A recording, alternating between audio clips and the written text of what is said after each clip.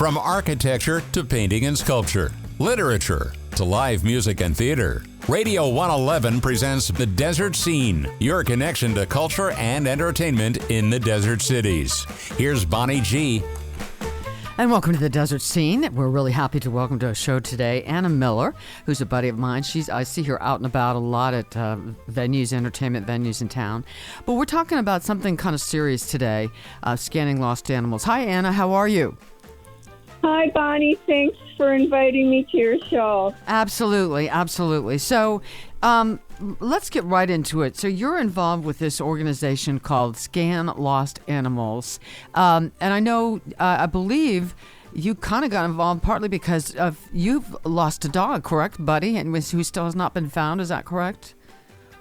That's right. My story began on May 3rd of this year, when the handyman who had been working for me for almost 2 years left the gate open, and Buddy was in the house with me, and he decided to go outside to urinate, and that was the last time I saw him.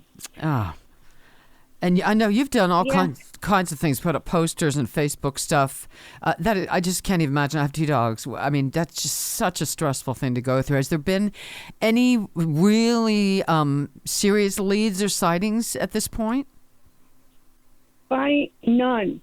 What happened was he was smart enough to go to houses, and he was looking everywhere for me in the wrong direction. And he ended up in someone's yard. The guy had the gate locked, and instead of calling animal control or going on one of the Facebook groups that he belongs to, he opened the gate and let Buddy out, and Buddy ran across Mountain View Road near Dillon, which is a very busy county road, into a field, and that was the last time anybody saw him, and it's been, 7 months now. Do we know? I did everything humanly possible to find that dog.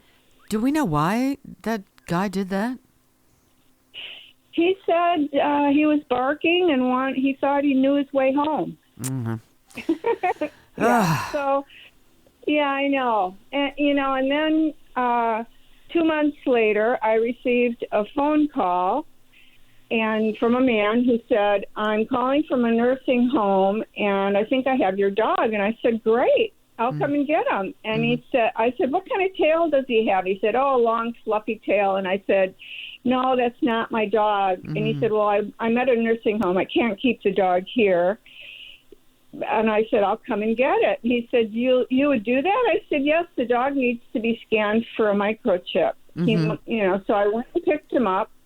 He was well-groomed. He was well-fed. I took him to the Humane Society the next morning because facilities were closed at that time. And we scanned him for a chip.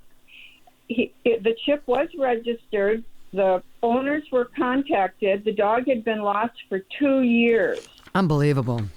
Wow. We reunited the lost dog with its owners after 2 years. Wow. And my friends said, Anna, that happened to you for a reason. Well, it gave me hope in one area, but, I just said people aren't aware of microchips. The person who had that dog for 2 years kept him fed, kept him well-groomed. They probably thought, gee, we're going to take care of this dog because he's lost, and they thought they were doing a good thing. But I have another feeling that maybe they just didn't realize that the dog might be chipped and we should scan him. Right. So that's when my idea kicked in to start a little company called scanlostanimals.com, and I put together a website because I've been doing this sort of website stuff for about 25 years, so it was real easy for me to get started. And I made it volunteer-based and applied for a 501c3, and lo and behold, people started donating money, and I made enough money to buy 15 or 20 scanners, universal scanners. I have a group of about 12 really, really good volunteers who are animal lovers, have a lot of experience with animals, and we're now doing it. It's working. Scan Lost Animals is working. It's just difficult to get the word out. Advertising is very expensive. We try to use Facebook as much as we can. Mm-hmm. And, you were great enough to allow me to come on your show. I think that's fabulous to heighten the awareness of chipping your animals, making sure that that the chip is registered, and, just making the buzz Scan Lost Animals a buzzword in every household, so people understand and know that it's important to do that. So you offer this for free of charge to people? It's free of charge, and we advertise that we like to do it after hours when facilities are closed or unavailable, because during the day or during open hours, there's every veterinarian, there's pet stores, there's shelters, there's animal control, there's a variety of resources that will help a person who finds a dog get it scanned. Mm-hmm. But when do you really need it? It seems like Sunday morning when everything's closed, or sometime is late Saturday afternoon when everything's closed, or some odd time of the day. Yeah. And I have a live chat function on the website, and people go to the website if they're aware of it, and they could send me and it goes right to my phone, and I start chatting with someone live. Yeah. Now, for people who don't know, this is basically pretty much painless for the pet, right? They barely feel this when the chip is implanted. Yeah. Oh yeah, it's so small. I think it's smaller than a grain of rice, and it goes in like it's it's in a syringe type, and it just is injected, usually placed behind the head or at the base of the skull, in the back area, where dogs can't get at. And sometimes it travels. So when we scan all parts. If we keep getting a no chip present on the scanner, we chip the legs, we chip all areas of the body to make sure that the dog is not chipped. Yeah. And that's a whole another thing. It's real easy when the dog is chipped, because then we can find out, who the owners are, hopefully. And this chip lasts pretty much forever, right? It doesn't like disintegrate or not work after a while or anything. Right. I've never had one that. Okay. I don't know. I don't know. I don't have all the answers for all. Who knows if it dies? I've never had one die. I've never seen. If it says, if we scan it and it says it doesn't have a chip, then if there's a chip in there and it's dead, I don't know. But I've never. Now, do you have vets doing this, or did you have to get a special license to do this, to actually do the chipping? I don't insert them. Okay. We don't do the insertion. Okay. What we do is we scan the animals for a microchip. Okay. And if it's chipped, then we go through the proper channels. And you find the people, Okay. We find it and we reunite it. And so you started this when did you start this again? Oh, I started it about a little over 2 months after Buddy was lost. Mm-hmm.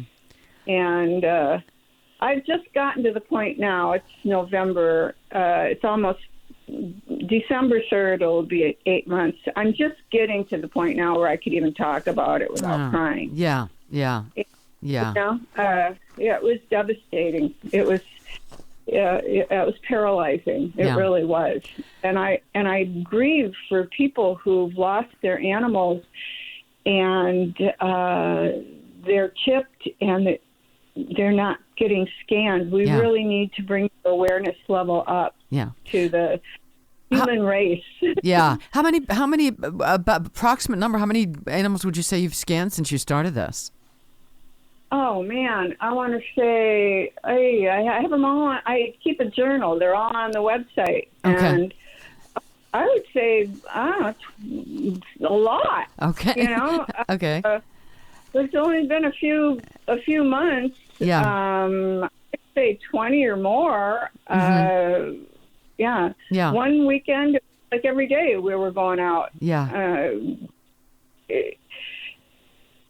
And now, because the weather's cooler, this is the perfect time to get the word out because people are letting their dogs outside to Right. play, and their backyards might not be secure. Yeah. And these little buggers are escape artists, and they squeeze out of little openings. Yeah. And there's just an overabundance of lost animals right now. Yeah. Animals are coming out of their hiding places because the weather's cool, and they're escaping from their yards.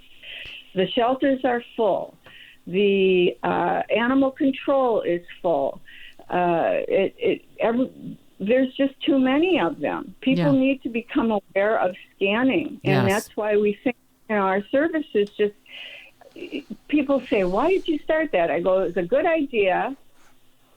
It doesn't exist, and it solves a problem." Yeah. You know.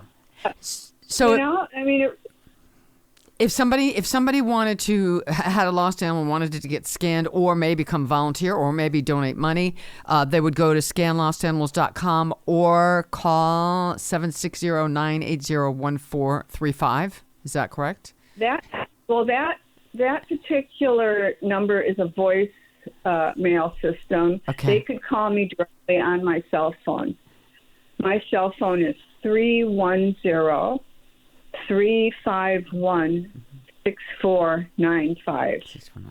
Well, Anna, what a wonderful thing that you've done. I mean, I always am impressed with people who take sad things that have happened in their lives and turn them into something good. So thank you for doing this for all the lost animals who have been reunited and hopefully will. And we're crossing our fingers that that's going to happen for you and Buddy. Thank you so much. I have not given up hope. Don't give up. Chip. Don't give up. All right, Anna Miller. I'll never. Thank you so much Thank for you, joining Bonnie. us. All right, and we'll see the rest Thank of you you. the next time on the Desert Scene.